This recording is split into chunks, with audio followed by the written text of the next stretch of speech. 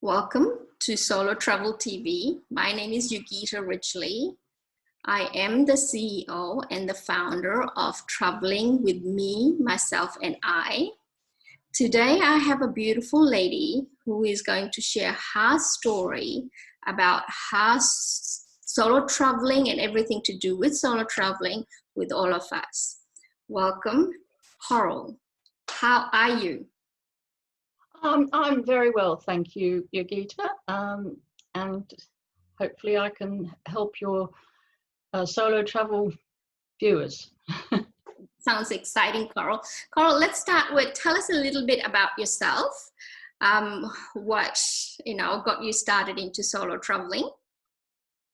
Well, firstly about me, I am what the media would laughingly call elderly. I've got two grown sons, and I have two granddaughters and three step-grandsons. I am also a 10-pound POM, which means that in 1966 I got on board a ship and sailed away from England to shores unknown. So I guess in a way that was my first solo traveling experience. So, Coral, when you say you sailed away to unknown land, how old were you when you did that? 21. Wow, that is still very young to be taking on the world, sailing away Yes. to unknown world. Yes. So what was that experience like for you? Being 21 and on board a ship with a lot of young people, it was quite alcoholic. All your food is paid for. You've paid £10 for 5 weeks accommodation, 5 weeks of food, 5 weeks of wine, visiting Tahiti and tropical islands. And yes, so it was an absolutely amazing experience. That does sound like a fun place to start your solo travel, isn't it? Now, once you arrived in Australia and you made yourself Australia as your home and everything else, when did you go on your next solo travel trip? Like, the very one that you decided you were going to go as a solo traveler? I did repeated trips back to the UK after I was married and during my marriage, but I would put in 3 or 4 night stopovers. So I started solo traveling just with those smaller stopovers. For example, Japan, Tokyo for 4 nights, Dubai, that kind of thing for 4 nights on my own. And that started my solo travel. But when I was in England, I'd often spend up to 3 months with my mother. So during that time, I would just book a trip to, say, Nice, for example, and have a week in Nice on my own, or Barcelona, or, various places just on my own. Yeah. And I felt quite confident doing that. Yeah, that does sound very exciting and a very good way to start solo traveling, because you're doing it in like little short spaces, so it's not too big, not too daunting. So it's a very clever way of doing it, I have to admit. And while you're on your way to England, you might as well do a little stopovers and take advantage of little places on the way. Absolutely. Yeah. Yeah. So with your first solo travel trip, what was something that you really enjoyed? Or it can be any solo travel trip, it doesn't have to be the very first one.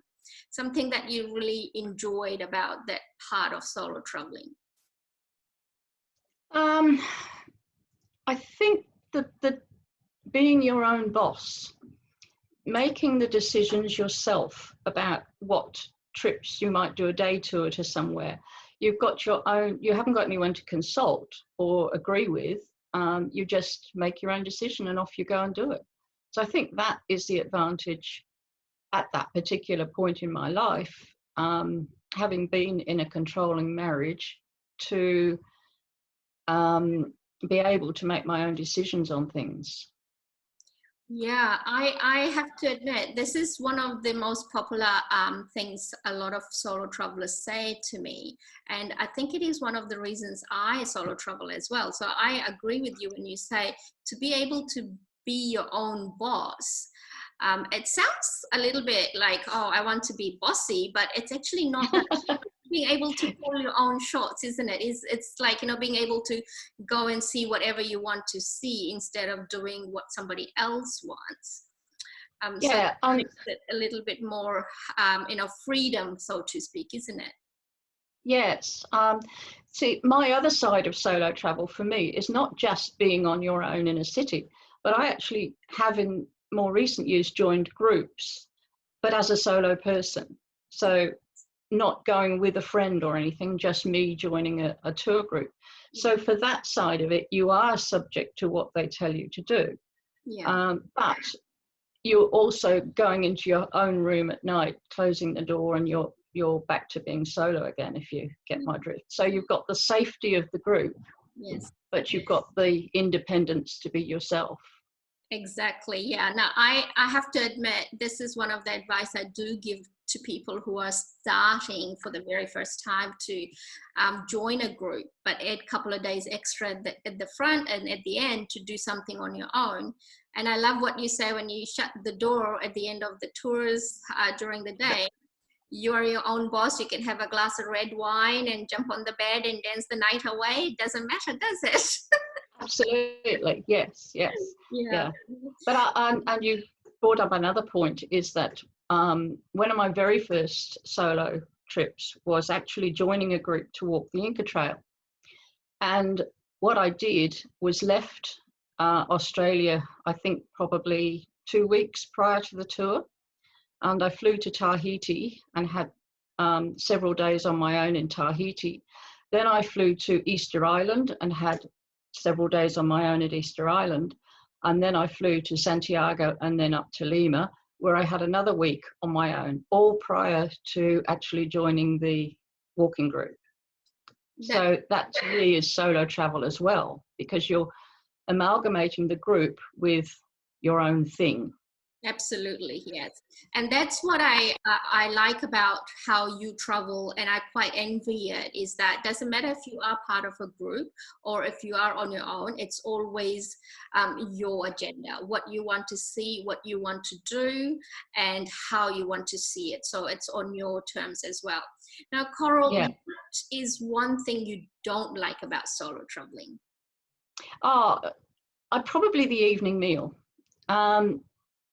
Because all day you've been experiencing new experiences, and the evening meal is very difficult because you sit down, you really would like to say, wasn't that great what we saw today?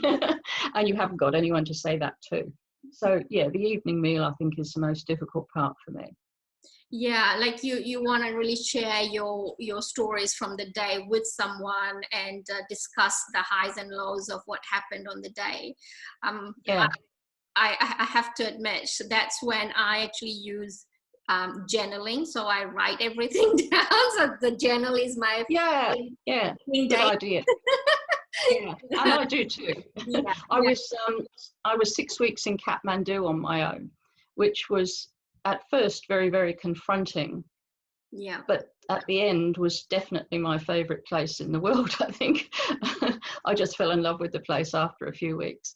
But again, it was back to the evening meal where you really want to sit with somebody and talk to somebody. And that was the most difficult part of that. Other than that, it was just amazing. Yeah, now that's absolutely awesome. Thank you for sharing that. Now, I know you have traveled quite a lot. It's probably a whole series of this can be written on or done on just your travel stories. All the places that you have been to, what is one place that you just absolutely fell in love with, or made a big change in who you were or are?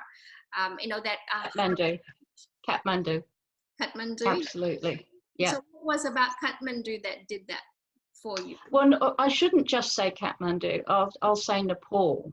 Okay. Because I didn't just stay in Katmandu. I went to Pokhara. I trekked the lower Himalayas, not the big ones. Visited quite a few places around, and I just loved the people. They were so friendly, so helpful. I mean, all right, there's con men out there, as in any city, Yes. But yeah, I just felt like I'd come home. But I say it was very, very confronting in the first day or 2 days. But after I got used to it, there was something quite magical about the place. So when you So yeah. confronting, what were those feelings or emotions that were confronting? What was it that, if you could, describe them for us? I booked into Katmandu guest house, and all right, once I'd booked in, I'd been dropped by the taxi, so that's fine. Then I came out the front door, and all I could see was noise, people, students, rickshaw men, women trying to sell you bags. It was just craziness, absolute craziness, and colour. So I just walked back into the guest house and stood there watching from the safety of inside, and then took a deep breath and went and joined it all. It was just amazing, the confrontation of all this stuff happening around you. Yes, yeah, absolutely. But I got used to it, and I really fell in love with it. And that's what it is, isn't it? Because you had not experienced that before, from where you were born to where you live to everything else. We don't experience that on a daily basis. When you go to somewhere, it's totally different. It's confronting, but when you open your mind to, okay, let's go try this. If I don't like it, I don't like it, but at least let's go try this, makes a big shift in how your mind is set with it. Because I know now that I have to drag you out of markets. You do. You do. So that is a big shift in how far you've come, obviously, and how you've embraced it. And now I could almost see you standing in there and selling all these bags to other people. Yeah. I have an ability, unfortunately, to feel at home wherever I am. Yeah. So it doesn't matter where I am in the world, within a very short space of time, I feel at home. Yeah, and I think it's a very beautiful thing to feel. Because I'm very lucky that way. I don't feel discomforted by poverty or richness. It's all part of me. Yeah, absolutely. And that's exactly, what the travel should teach you, is that, when you go away, you don't change the world, you change you, sort of. Yes. You fall into place within that environment. Yes, exactly. Yeah. And I just love and envy how you do it. And, you have always been an inspiration for me whenever I've been traveling with you. So I've always loved it. Now, for anyone that is thinking of starting to go on their very first solo travel, what would your advice be for those women or those people? I'd say do your homework before you go, so that you don't arrive in a strange city airport and not know how to get into town. You've done all that homework first. You've either worked out the public transport system, which is usually easy. It's either monorail or train or the taxi system. But never arrive in an airport blind, not knowing how you're going to get to your hotel, because that will make you look vulnerable for a start. Yes. You need to look confident, and you always need to be totally aware of your surroundings. There's pickpockets in every city. Yes. Everywhere you go, just be aware, just be safe. But if you've done your homework before you go, you should know all that anyway. Yeah. So do your homework. Yeah, absolutely. Is there one thing that you have to do or have to have before you go on your trips? Oh gosh, I haven't thought of that one. Your phone. Your phone, yeah. I normally say to people, don't travel without travel insurance. Absolutely, yeah. Travel insurance, definitely. I used to travel with lists of phone numbers and things, but now I don't have to have those lists because it's all in the phone. But if you've done your homework, you know how you're going to make phone calls in different countries anyway. Yeah. So, yeah, I haven't spent long enough thinking about that question. Yeah, no, that's all right. You know what, I have to admit, the more a person travels all around the world, the less they have advice, because it's common sense to them now, if you know what I mean. So Yeah, I've traveled with a lot of luggage to some places, and really at the end of the day you think you're trying to get this huge suitcase up a staircase to get to the underground to go somewhere, and then you think, this is absolutely ridiculous. Why did I bring so much stuff? So take less.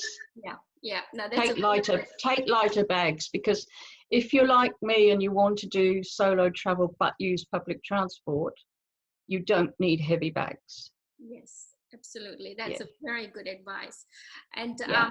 I have to admit, that's one thing I had to learn the hard way, because I was dragging 10, 20 or 30 kgs everywhere I go. And I love the public transport as well. I think that's the best way to meet the locals and feel like you're the local. Yeah, absolutely. Yeah. Yeah. I mean, the Paris Underground is unique, and it's an easy way to get around.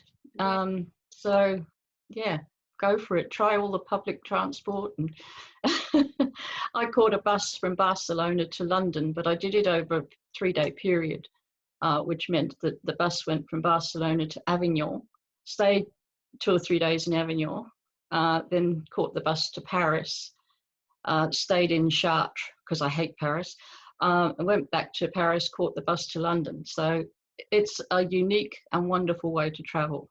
Yes, absolutely. Absolutely. Carol, thank you so much for sharing your story. Coral, sorry. I knew I would get that wrong at some point. Yeah. I apologize for that. Thank you so much for sharing your story and your wisdom. Yeah, I really look forward to hearing all the stories from 2020 travel. And no doubt we will see you very soon with more stories. So thank you very much for your time. And yeah, we will end this video here, and hopefully viewers will get a lot out of your experience and this video. Thank you. Thank you very, very much, Yogita. Thank you.